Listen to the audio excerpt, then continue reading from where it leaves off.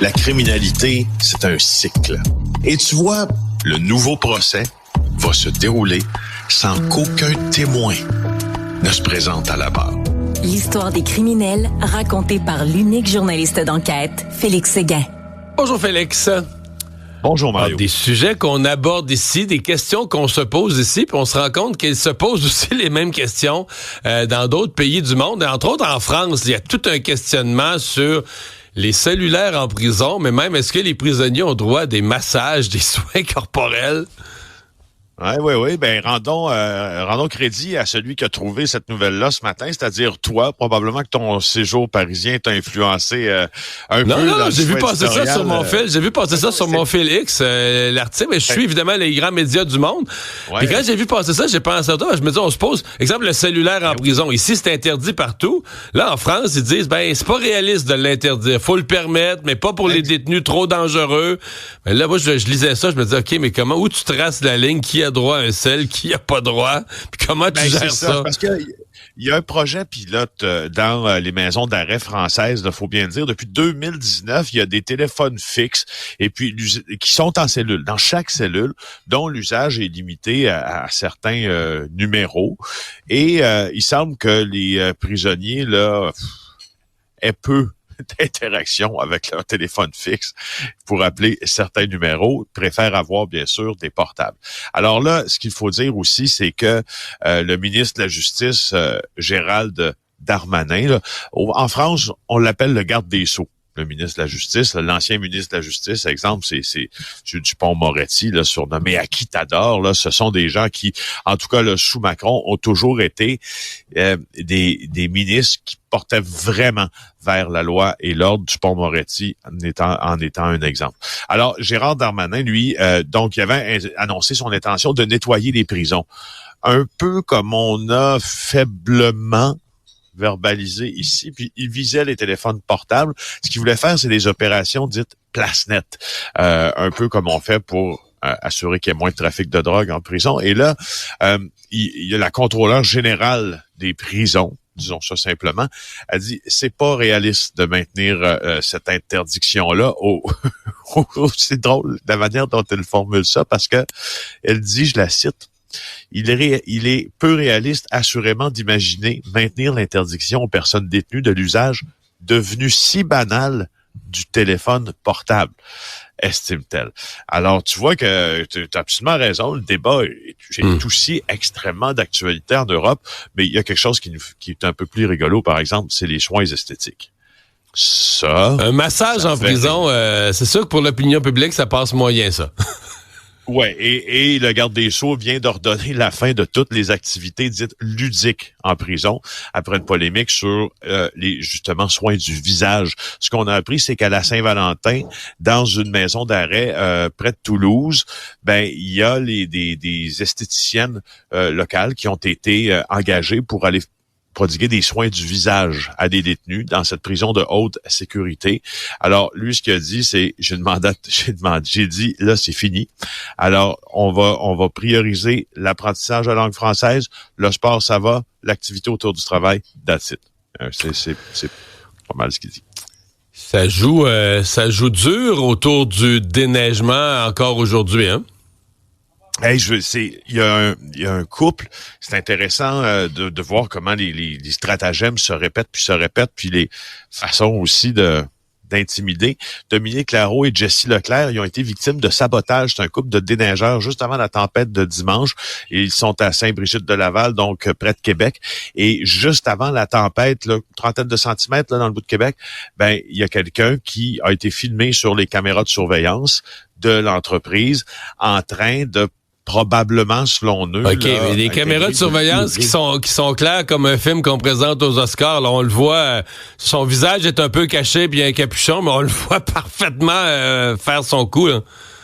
Ouais, c'est ça. Puis on pense qu'il a intégré de l'urée à l'essence au diesel, probablement. Fait sauter le moteur. En sorte que ça scrape le moteur, là, c'est fini. Et il croit là qu'ils vont avoir 3 tracteurs qui seront peut-être perte totale. Puis ce qui est spécial là-dedans, c'est que eux ils ont acheté une compagnie de déneigement. OK? Donc, quelqu'un avait décidé de vendre, ils ont acheté compagnie de déneigement. Et puis, quand tu achètes une compagnie, tu fais comme ce qu'ils appellent, hein, tu le sais mieux que moi, là, un due diligence. Tu regardes c'est quoi les revenus possibles, puis c'est quoi les clients. Donc, tu achètes la compagnie, tu achètes les clients, mais je pense qu'ils se sont fait survendre un peu l'affaire. Ils estiment qu'il y avait beaucoup moins de clients que ce que le vendeur avait prétendu. La compagnie de déneigement. Ouais, c'est ça. Alors là, ce qu'ils ont fait, c'est que eux-mêmes, par sollicitation, ont créé une banque de clients supplémentaires, élargir leur base d'affaires. Ben, ils ont volé à quelqu'un d'autre, là.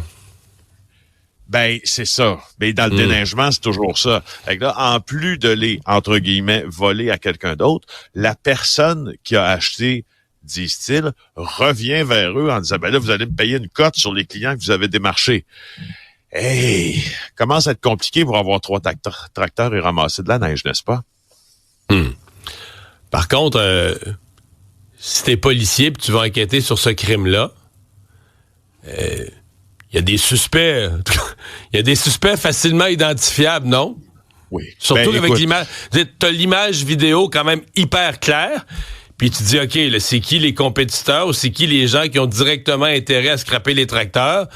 1 + 1 = 2, là. Veut dire, à mon avis, un policier enquêteur peut te rapper cette enquête-là en 24 heures, non?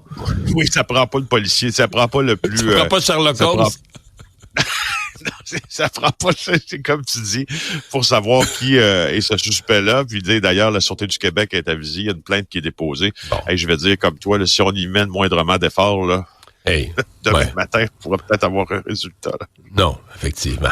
Bon, un anesthésiologiste qui était accusé d'avoir tué un patient. On a eu le jugement, là. Ouais, on a eu le jugement, et puis c'est un jugement sans appel, entre guillemets, là, pas qu'il n'y aura pas d'appel, mais que le jugement se range résolument dans le cas de l'ex-anesthésiologiste qui vient d'être donc acquittée. Elle était accusée à la Cité de la Santé à Laval là, d'avoir mis fin à la vie d'un patient contre son gré. La police a commencé à s'impliquer là-dedans. Elle a été accusée, elle a été mise au banc, littéralement, de sa profession. Puis on l'accusait d'homicide involontaire là, d'un patient au bloc opératoire. Écoute, le juge, et c'est juste pour te dire, là, c'est un homme de 84 ans, lui refusait là, l'acharnement thérapeutique et puis, ben, coudonc, elle, en sa qualité d'anesthésiologiste, elle a suivi ce qu'elle pensait faire parce que son intestin était nécrosé. Elle le savait condamné. Elle a écouté ce que le patient lui a demandé et elle a soulagé ses douleurs. Son patient s'appelait Raymond Bissonnette et puis elle l'a laissé tranquillement partir. Là, on s'est toujours demandé mais pourquoi elle se ramasse devant le tribunal? Parce qu'il semble qu'il y a des médecins qui... dans ses collègues, qui allaient à l'encontre de cette décision-là, puis le juge a rejeté complètement la thèse. Mais complètement. Et là, voilà, il va y avoir des poursuites. À mon avis, c'est pas fini cette histoire-là, parce que là, cette personne-là, on vient de massacrer sa carrière, là. Ben c'est ça, oui, tout à fait. D'ailleurs, on devrait parler de l'ex-anesthésiologiste d'ailleurs, parce qu'elle ne l'est plus, c'est ce que je comprends. Et là, Marc-André Dagenet qui a jugé tout ça, là, il l'a cru, je cite, sans réserve l'accusé.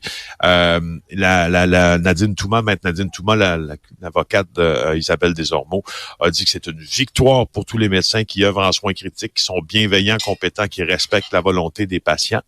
Et le juge a même rejeté complètement la thèse des 2 témoins clés de la couronne. Et puis, en fait, il a même blâmé, si tu veux, la poursuite dans ça, d'avoir une vision idéologique de ce dossier-là, plutôt qu'une vision judiciaire ou juridique. Alors, il y avait comme un biais idéologique, déplore le juge. Je vais te dire exactement ce qu'il dit, parce qu'on parle souvent de justice ici, c'est important hein, de le connaître, de savoir ce qui se passe devant les tribunaux. Il dit « L'idéologie mettant de l'avant la vie à tout prix au détriment de ce droit inaliénable ne peut servir d'assise à une condamnation criminelle. » Alors, c'est clair, là, je veux dire, il n'y a aucun doute dans le jugement du juge Dagenet.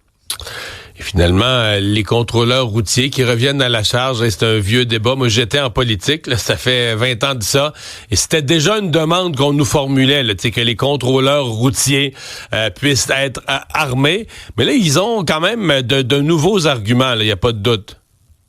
Oui, c'est drôle. Je vais en parler pendant 20 secondes. Je me demandais justement, toi, dans ta carrière, ça faisait combien de temps que tu entendais ces récriminations-là puis ces revendications-là des contrôleurs routiers? Tu vois, tu réponds à la question. Tu étais en politique et c'était d'actualité. Moi, d'autant que je me rappelle, je suis journaliste depuis 1999 à Montréal. C'était d'actualité à ce moment-là aussi. Et à chaque quelques mois ou quelques années, les contrôleurs routiers, disons, ajoutent là à leurs revendications un sujet d'actualité qui serait peut-être, tu sais, mais je les ai reçus, là, leur porte-parole l'année passée qui dit, écoutez, là, dans les camions, on sait pas qui conduit, on sait pas qu'est-ce qu'ils transportent. Il y en a-tu un qui dit qu'il transporte des bananes, mais tu sais qu'il y a de la coke ou du fentanyl ou tu sais mélangé quelque part dans la cargaison. Si on lui demande d'ouvrir son camion, lui, il peut devenir dangereux pour nous parce qu'il veut pas être découvert. Eux plaident là, qu'ils ont de plus en plus de gens dangereux là, qu'ils ont à intercepter. Ben c'est ça. Donc la fraternité là, des constables du contrôle routier, ce qu'ils disent, puisque Jean-Claude Daigneault dit là maintenant, c'est que là il y a un plan de sécurité à la frontière, faut s'en occuper. Et là nous, on va être appelés aussi à lutter dans le fond contre le trafic de fentanyl, parce que si on fait des interceptions, on peut peut-être en déceler, on peut peut-être en découvrir. On n'a pas de formation, on n'est pas armé, il faut qu'on le soit. Je suis d'accord avec toi pour dire que là. Je veux dire, si on veut mettre tout le monde à profit là, à la frontière, ça serait peut-être pas fou que les contrôleurs soient armés. Est-ce qu'ils ont besoin d'être tous armés? C'est ça ma question. Est-ce qu'on peut faire 2 classes de contrôleurs routiers? Moi, je me suis toujours posé la question. Ceux qui sont à la frontière, ceux qui sont ailleurs au Québec. En même temps, le transport routier, je veux dire, c'est pas juste à la frontière. Alors, tu sais, je soulève. À suivre. Hey, merci Félix, à demain. Plaisir. À demain.